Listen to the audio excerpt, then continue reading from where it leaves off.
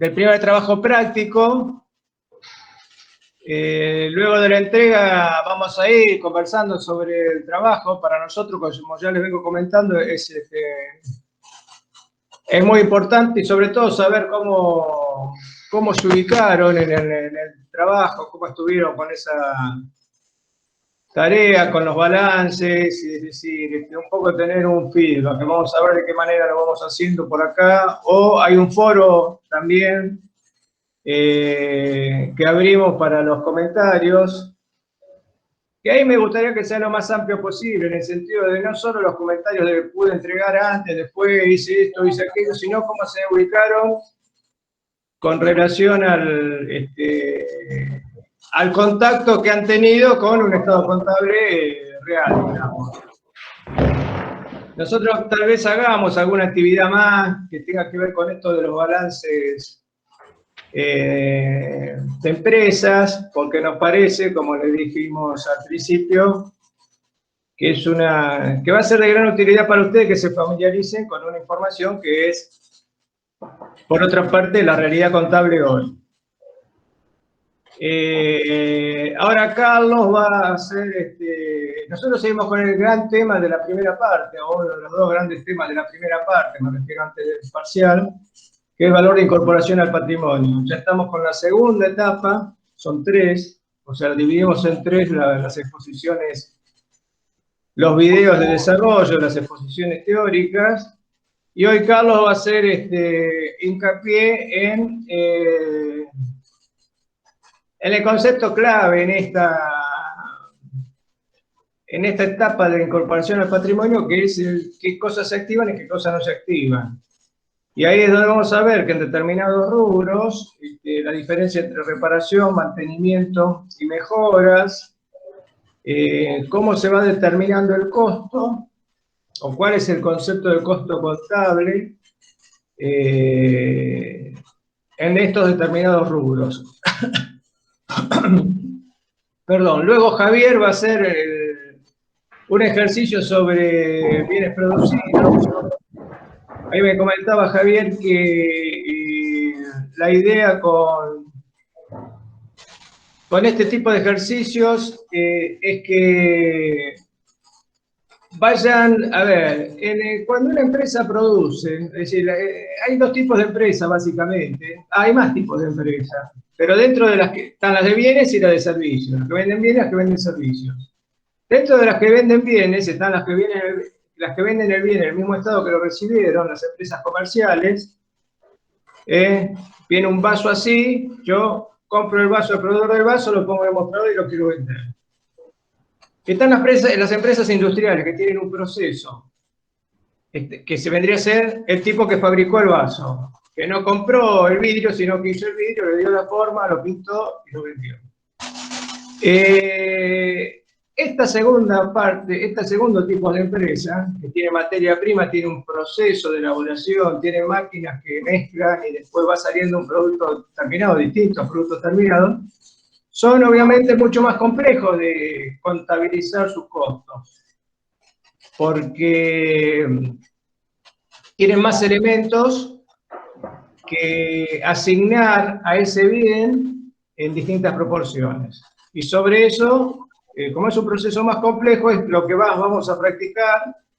Y hoy Javier va a desarrollar un ejercicio en ese sentido. Bueno, la duda ahí se las contestó Carlos del trabajo, que lo entrega uno solo. Creo que ya no queda gente que no esté en los equipos, y si queda alguno después lo iremos tratando de detectar. Y bueno, ya los dejo con Carlos para que encaremos el desarrollo de la clase y nosotros nos vamos a ver el próximo viernes. Chicos, hasta el viernes. Ok. Javier, Carlos. Nos vemos. Chao, chicos. Bien, como dijo el doctor Paulone, la idea siempre que hemos tenido es que una vez que se presenta el material, que es ahora en este momento a las 8 de la mañana, hacer una introducción para que ustedes tengan elementos para encarar el material que se les va a dar, ¿sí? Entonces, en cierta manera, lo que buscamos es anticiparnos y darles una base. En esta segunda parte de valor de incorporación al patrimonio, hace referencia a lo que se llaman casos especiales, que no son tan especiales, pero que sí son ciertas características de ciertos rubros. Comenzando con bienes de uso. Bienes de uso, digamos, si uno toma el valor de incorporación al patrimonio, ¿qué dice la RT? La RT dice gastos, costos más gastos requeridos para que esté en condiciones de ser utilizado. Y fíjense que este detalle, ¿no? A ver, ¿alguien puede desactivar ¿cómo se llama? El micrófono. Ahí está, ahora sí.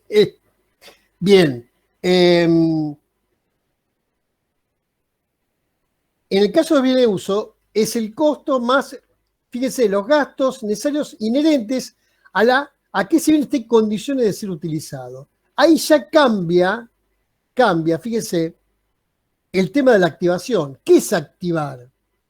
Activar básicamente es, ante una determinada erogación, bueno, yo debo definir si eso va a formar parte del valor del bien, del activo, o si directamente lo mando a gastos o a estado de resultado. Esa cuestión no es menor. ¿Por qué? Porque, según lo que expresa la RT 17, yo debo activar todo lo necesario hasta el momento en que esté en condiciones de ser utilizado. No hasta el momento de la puesta en marcha. Eso es importante saberlo. ¿Por qué? Porque antiguamente no era de esta manera y normalmente se activaba hasta la puesta en marcha. De hecho, las depreciaciones, que en teoría arrancan desde la puesta en marcha, hoy día contemplan la obsolescencia tecnológica. Es decir, yo puedo tener un bien de uso en condiciones de ser utilizado, no lo uso, ¿sí? Pero vamos, el ejemplo típico sería una computadora. Si yo tengo una computadora en condiciones de ser utilizada, la dejo en un galpón, guardada, nueva, y pasan 5 años, seguramente el software, ¿sí?, o los programas que existen a los 5 años no van a poder ser utilizables en esta máquina por una cuestión de ¿qué? De obsolescencia tecnológica. No tiene ni la velocidad, ni la memoria, ni la frecuencia de procesador para que pueda operar los nuevos software que vendrán a través de Internet o Internet de las cosas. ¿Qué quiero decir con esto? Que existe la posibilidad de que se deprecie el valor de un bien sin que éste haya sido puesto en marcha. ¿Sí? Entonces, por un lado tenemos el costo de un bien y después todos los gastos requeridos para estar en condiciones de ser utilizado. Por ejemplo, yo tengo un automóvil, yo debo hacer la transferencia, debo pagar todos los gastos de legalización de ese auto, suponiendo que es un 0 kilómetro. Es decir, un montón de requisitos que me piden ¿para qué? Para que ese auto esté en condiciones de ¿qué? De estar, ¿cómo se llama? En condiciones de ¿qué? De ser utilizado. Entonces, primer elemento con el tema de bienes de uso. Segundo elemento con el tema de bienes de uso. Ese es el estándar.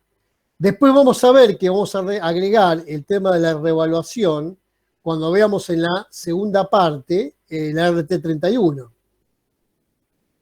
Pero el caso de bienes de uso, en segunda instancia, tiene un temita particular con respecto al tema de las reparaciones, los gastos de mantenimiento y las mejoras. ¿Por qué hace estas 3 divisiones? Básicamente porque depende del tipo de gasto, se activa o no se activa. Y vuelvo a reiterar, cuando uno habla de activación, significa que esa erogación que viene en una factura, obviamente, que puede ser honorarios, puede ser materiales, puede ser etcétera, etcétera, bienes y servicios. Si lo paso como parte del valor del bien, por ende, si lo cargo al valor del bien, voy a tener que depreciarlo, o si directamente lo mando a estado de resultado. Entonces, la discriminación que se hace, anote en el punto 5.11.111 del RT17, 5.11.111, separa, por un lado, reparaciones, y aquí llama reparaciones a todos aquellos gastos que devuelven al bien la capacidad perdida. ¿Sí? Una reparación podría ser una reparación de una pinchadora de una goma, reemplazo de una batería, reemplazo de cualquier tipo de material que permita que la maquinaria o el bien de uso vuelva a funcionar. En segunda instancia, en ese caso, ese tipo de gastos, que son las reparaciones, se envían directamente a estado de resultados, no se activan. ¿Sí? ¿Por qué? Porque no agrega valor, pero después vamos a ver lo que es el tema de la mejora. Entonces, reparaciones, ¿qué hace? Vuelve, ¿sí? Me devuelve la capacidad perdida. Eso va a resultado. Gastos de mantenimiento. ¿Qué son los gastos de mantenimiento? Son aquellos que permiten que los bienes funcionen de forma normal. Por ejemplo, para el auto sería recambio del aceite y filtro. Todo lo que es mantenimiento, ¿para qué? Para que el bien funcione en forma normal. ¿Sí? O para una maquinaria, inclusive, que se la haga. Si tengo una cafetera automática, bueno, tiene que tener un mantenimiento mensual. El aire acondicionado de una planta debe tener un proceso de limpieza. Todo ese tipo de gastos de mantenimiento también se envían a estado de resultado. Y por último tenemos la mejora, que es lo único que se activa. Ahora, para que exista una mejora, debe existir esa erogación debe agregar valor al bien. ¿Sí? Una palabra bastante utilizada hoy en día, que es agregar valor. ¿Qué es agregar valor? Bueno, para el caso de las mejoras en los bienes de uso, está especificado en la RT17. Es decir, primero, si esa erogación aumenta la vida útil del bien. Segundo, si esa erogación aumenta, ¿sí?, la capacidad de servicio del bien. Es decir, que es más productivo. Es decir, puedo con ese agregado aumentar. Por ejemplo, un ejemplo típico de capacidad de servicio sería si yo le pongo gas a un taxi, en vez de andar, gas, si yo le mejoro el carburador o algún sistema eléctrico al taxi, me va a permitir con la misma cantidad de combustible hacer mayor cantidad de kilómetros. Si aumenta la calidad de producción, en ese caso sería si un agregado tecnológico a través de una erogación, cuando digo erogación es lo mismo que gasto, ¿no?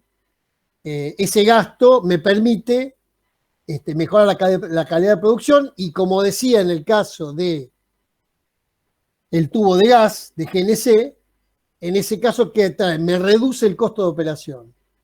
Esos 4 casos, aumento de la vida útil, aumento de la capacidad de servicio, aumento de la calidad de producción y disminución de los costos de operación o reducción de los costos de operación, son los 4 casos en los cuales yo debo activar ese gasto al valor del bien. ¿Qué significa? Que en vez de debitar una cuenta de gastos de estado de resultados, una cuenta de resultados, voy a debitar la cuenta del bien de uso que corresponde. ¿Y qué es? Y ustedes fíjense que en todo este detalle, estos 4 casos que yo he dado, ¿sí?, agregar valor implica un aumento en el ingreso neto de fondos, porque acá viene la cuestión que uno debe tener en cuenta para un bien de uso. El bien de uso, digamos, tiene la capacidad de generar en el futuro ingresos y egresos, ¿sí?, ingresos a través de la utilización de la máquina, de fabricar productos, egresos en cuanto al costo que tiene de mantenimiento y de combustible o de energía que consume. Y normalmente tiene una vida útil, ¿sí? Que es la que yo voy a utilizar para ¿qué? Para depreciar ese bien. Primer detalle, es muy común que en los ejercicios se deprecia el 100% del bien de uso, cosa que no es así. Normalmente todos los bienes de uso tienen un valor de rezago, es decir, aunque sea como material, como hierro, como cobre, ¿sí? Entonces siempre existe un valor residual al fin de su vida útil. Ese es un pequeño detalle que debemos tener en cuenta. No voy a entrar ahora en las,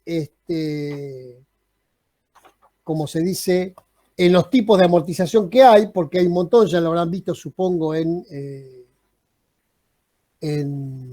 básica, pero digamos que puede ser por unidades producidas, puede ser fijo, ¿no? Establecido en años, porcentajes por año. Hay muchas formas de hacerla. Digamos, el profesional lo que tiene que hacer es, siempre volvemos a lo mismo, elegir el método que refleje fielmente la pérdida de valor de ese bien. Y ese tema, fíjense que yo lo estoy relacionando con que muchas veces a nivel global, macroeconómico en Argentina, se focaliza en el hecho de que tenemos un bajo nivel de inversión. Y precisamente cuando hace referencia al bajo nivel de inversión, hace referencia a qué? A la reposición de estos bienes de uso que se van depreciando con el transcurso del tiempo, ¿no? Algunos dicen que mínimo debería ser un 16%. Inversión significa inversión directa, que alguien invierta dinero renovando las maquinarias, comprando maquinarias nuevas, ¿sí? Eso ocurre en todas las empresas. Y la depreciación, ¿sí? No solamente refleja la pérdida de capacidad del bien de uso, como consecuencia del transcurso del tiempo, del uso, etcétera, etcétera, sino también la necesidad que tiene una empresa de reponerlo. Es decir, reponer esa capacidad de producción que se va reduciendo, lógicamente, como consecuencia de la depreciación de ese bien. Ahora, siempre estamos hablando del valor de uso, ¿sí?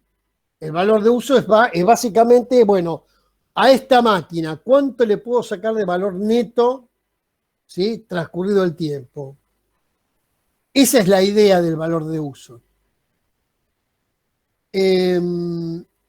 Entonces, estos dos temas de bienes de uso, el tema básico de valor de incorporación y el tema específico o la cuestión particular de las reparaciones, los gastos de mantenimiento y las mejoras. Ahora vamos a ir, todos estos temas están ampliados en la clase 7, obviamente en el material, pero esto es una especie de aproximación. En segundo término voy a hacer referencia a los bienes intangibles, que muchas veces en la teoría, a veces divagante, que algunos piensan en que podría incluirse dentro de esto los créditos, por ejemplo. ¿Por qué? Y porque un crédito es un intangible. Bien. Eso de hoy lo vamos a dejar de lado, no le vamos a dar entidad, al menos por ahora, que sea un elemento de análisis en el futuro o actualmente, no implica que el hecho de los intangibles, tal como lo prescribe la RT 17, no tiene nada que ver con ese tipo de cuestiones. Bien, ¿cuál es el valor de un intangible? ¿Sí? El valor intangible tiene, para que una erogación o un gasto, cuando yo digo erogación o gasto, digo una factura de algo, deba activarse y debe incorporarse como un intangible, tiene que tener dos características. Una, tener la capacidad de generar beneficios futuros. Tener la capacidad de generar beneficios futuros. Es decir, yo adquiero, llámenle, esa marca, esa licencia, ¿cómo se llama? Una concesión. Bien. ¿Eso me va a permitir generar ingresos futuros?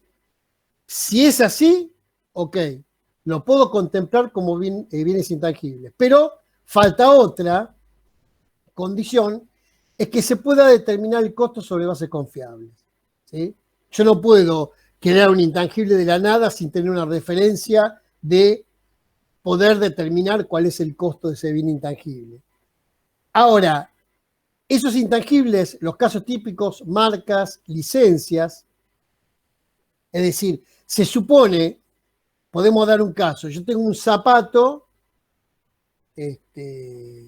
sin marca, no importa quién lo fabrica la misma persona, la misma fábrica fabrica un zapato y resulta que hay un zapato al lado, igual pero con una marca, no sé, una marca famosa.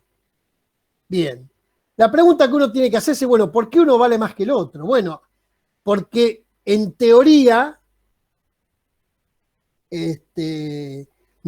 tiene un valor diferente o mayor para un consumidor. ¿Por qué las marcas, por ejemplo, tienen valores? ¿Por qué las marcas son importantes? Amén de lo que puedan representar las marcas. Porque tienen un valor para el consumidor.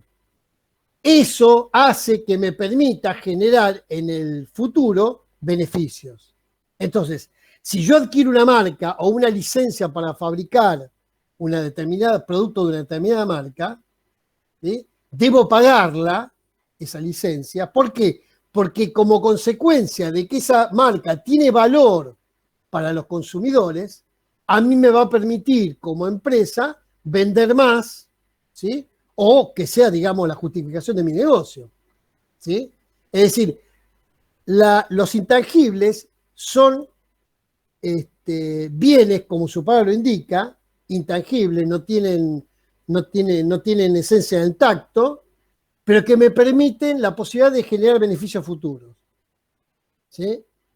Yo puse la marca porque es más sencillo, pero por ejemplo, uno compra una licencia, una computadora, esa computadora tiene dentro una licencia, si la compran legalmente, obviamente, de software del Windows que hace referencia a que me autoriza a utilizar ese software a nivel productivo. ¿Y por qué me genera beneficio futuro? Bueno, porque yo ese Windows más el Office o lo que sea, lo voy a utilizar en mi propio negocio para generar ingresos. Y también es parte de lo que yo debo pagar por el trabajo que alguien realizó. Es decir, cuando uno piratea algo, en realidad está haciendo uso, digamos, o está generando ingresos sin pagar el costo correspondiente, ¿sí? Genera ingresos utilizando un software robado, robado es la palabra, ¿no? O que no es legal, que un tipo o una empresa dedicó un montón de tiempo a desarrollar, y yo sin cargo lo uso para generar beneficios propios. Lo razonable es reconocer esa licencia y pagar lo que corresponde. Lo que pasa es que acá en Argentina no existe, especialmente en el tema de informática en el cual yo trabajo, no existe una noción de licencia de uso acabada inclusive entre las empresas. Es decir, nadie se cuestiona cuando hace una inversión en hardware, en computadoras, nadie se cuestiona, bueno, ¿qué me conviene? ¿Comprarla directamente en bloque, la licencia de un tipo, de otro tipo? ¿Para qué? Para ahorrar en licencias. Eso es muy, muy común en el primer mundo, en Europa, Estados Unidos, en Oriente, que una empresa cuando va a hacer una inversión en tecnología, evalúe no solamente la mejor relación precio-performance para el hardware, para el fierro de una computadora, sino también las licencias de uso. Entonces, de pronto puede elegir comprar una marca porque le da la misma licencia de uso, pero más barata, ¿sí? O se la da, no sé, en cuota financiada, etcétera, o por intercambio. Entonces, si yo tengo un intangible que tiene la capacidad de generar beneficios futuros y cuyo costo o valor de incorporación puedo determinar sobre base confiable, listo, lo puedo activar ¿sí? Como bienes intangibles. ¿Qué es lo que la RT17 específicamente dice? No, esto no se puede activar. Primero, las investigaciones. Segundo, la publicidad y la promoción. ¿Sí? Y tercero, los costos de entrenamiento. Excepto, y eso sí lo puedo incluir, son los costos preoperativos. Es decir, si yo voy a iniciar una nueva empresa, todos esos gastos de constitución del nuevo ente, es decir, los gastos al contador, inscripciones, tasas, sellados que yo tengo que pagar, eso lo puedo tomar como intangible junto con la capacitación del personal cuando la empresa está por iniciarse, ¿sí? La capacitación inicial. Ahora, eso es particular, que antiguamente se llamaba cargos diferidos, eso tiene un límite que son los 5 años de depreciación. Es decir, yo los gastos preoperativos no puedo depreciarlos en 15 años. ¿Sí? La vida útil de ese que yo tengo en cuenta para depreciar esos cargos diferidos, que son esos gastos preoperativos, tiene un límite de 5 años, es decir, 20% anual. Eso es importante. Pero no incluir ni investigaciones, ni publicidad y promoción, ni costo. También dice el texto no incluir valor llave. El valor llave es un término utilizado también relacionado muchas veces, por ejemplo, con la cartera de clientes, ¿no? Es decir, también, como yo le dije, los clientes, bueno, los clientes, y son intangibles, y sí, son intangibles. Muchas empresas tienen problemas muchas veces con los vendedores, porque el vendedor se va de la empresa y se lleva a sus clientes. Algo muy frecuente. Por eso muchas veces las empresas toman medidas al respecto. Es decir, si yo tengo un empleado que es un vendedor y tiene una cartera de clientes, no puede ser que sea la cartera de él, sino que es la cartera de la empresa. Bueno, esa cartera de clientes podría ser tomada también como algo intangible, ¿sí? Cosa que no hacemos y que no debemos controlar y está explícitamente indicado en la RT17. Bien, y el último tema que quería hablar, que lo voy a hablar muy por arriba, porque estamos tratando de ver algún ejercicio sobre este tema, es el tema de los arrendamientos. Es decir, los arrendamientos básicamente son de dos tipos, arrendamiento operativo y arrendamiento financiero. ¿Cuál es la diferencia? El arrendar es alquilar, digamos, ¿no? Como sinónimo.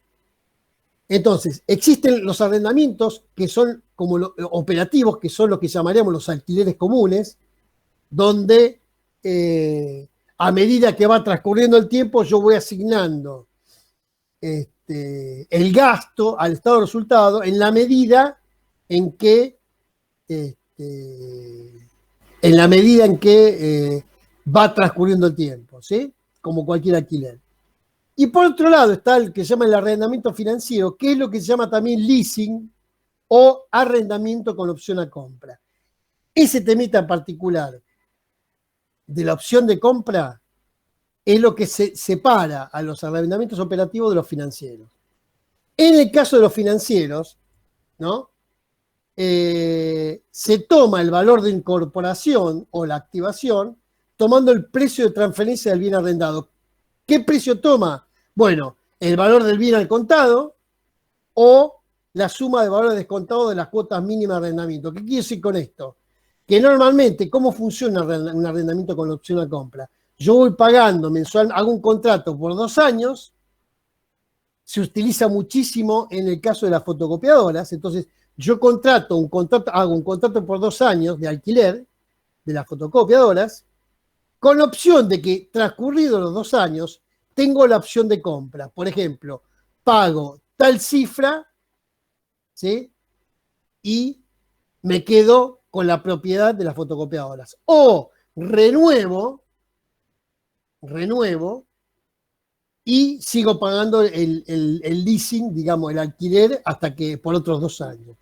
Normalmente, dependiendo del tipo de negocio, en general, la mayoría opta por no utilizar la opción de compra, sino directamente renovar. ¿Y qué pasa? En ese tipo de contratos, cuando se renueva la opción, se le llevan fotocopiadoras nuevas. Se le renueva el bien de uso, digamos, ¿no? En este caso. Esto es más o menos la idea que yo quería darles respecto a estos temas que van a ser incluidos dentro de la clase 7. Es muy importante tener en cuenta lo siguiente. Ahora van a hacer un trabajo de bienes producidos con Javier, con el detalle que son bienes producidos, pero con ajuste por inflación, ¿sí? ¿Qué diferencia hay? Ninguna. Como comentario adicional, en el caso de los bienes producidos, es una especie de esquema monolítico que se repite. No hay grandes diferencias en el hecho de que voy a tener, por un lado, el consumo de las materias primas y por otro lado, los gastos de fabricación, es decir, los costos de conversión de esa materia prima para transformarlo en un bien utilizable, ¿no? Utilizable o consumible. Entonces, las etapas son, primero determinar el costo, el consumo de materia prima y después ver, analizar, y eso a veces tiene que ver con un punto de vista particular de cada uno de nosotros. Bueno, separar básicamente costos variables de costos fijos, cosa que yo hablé la semana pasada, referido a qué? A que los variables están relacionados con el nivel de producción, los fijos no están relacionados con el nivel de producción. A nivel de producción cero no tengo costos variables, a nivel de producción cero sí tengo costos fijos, y contemplando además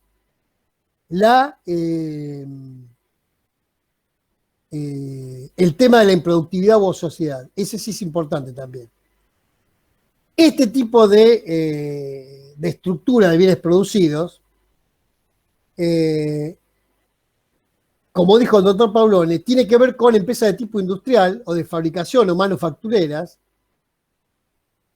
que dentro de los balances cada vez tienden a ser un valor menor. Ese es un tema muy interesante, ¿no? Si nosotros vemos un balance, como los que ustedes han visto, ¿no? De empresas de hace 40 años, iban a advertir que los bienes de uso eran el activo más importante. Si ven un balance de una empresa hoy en día, van a ver que el activo más importante en muchos casos son los intangibles. ¿Por qué? Obviamente, porque se ha cambiado la tecnología, modificó y afectó inclusive los balances de las empresas. Antes una empresa era sólida, ¿no? Si tenía un edificio, tenía máquinas, producía, ¿sí? Si ustedes van al índice de la Bolsa de Nueva York, van a ver que los primeros 10 seguramente no son empresas manufactureras, sino son empresas de servicios. Van a encontrar Amazon, Facebook, Google, es decir, un montón de empresas que no son manufactureras. ¿Qué quiere decir con esto? Que la participación del rubro bienes de uso dentro de un balance, dentro de los balances de las empresas, se ha reducido, ¿sí? Obviamente, si tenemos una empresa industrial, obviamente los bienes de uso son importantes, pero no tan importantes como lo eran hace 40 años.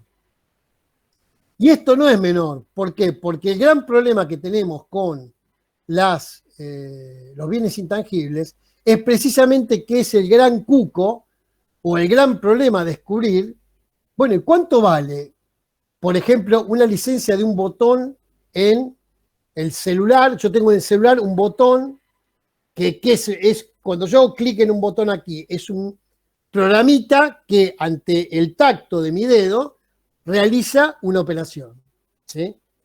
Esos botones, esos software pequeños programitas tienen una licencia y de hecho continuamente, por ejemplo, entre Samsung y Apple hay juicios cruzados por plagio o por utilización de software de terceros, ¿sí?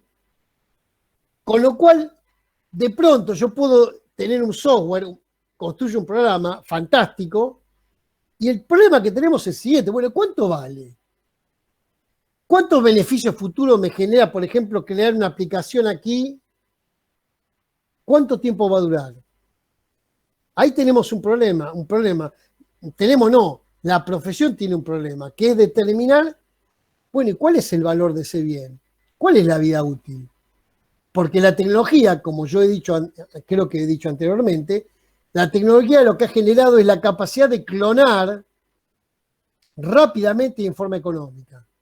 ¿Qué significa? Que si yo hago un programa, seguramente al mes sale otro muy parecido, no por clonación, pero digamos que sale algo muy parecido y por ahí me desbanca a mí. Entonces yo lo que yo pensé que valía mucho, y ese valor lo reflejaba el balance, resulta que de golpe no vale nada. Ese es un tema que tienen los intangibles, amén de los temas que tienen todo lo que es la determinación de valor de una marca, por ejemplo, ¿no? Pero no vamos a meternos ahora en ese tema. Javier, ¿estás disponible? Lo veo la J, pero no veo la... Sí, estoy acá. Veía tu J, no veía tu Yo cara. te sigo. Bueno, yo ahora lo dejo con Javier. Estuve revisando, hay 9 equipos que subieron.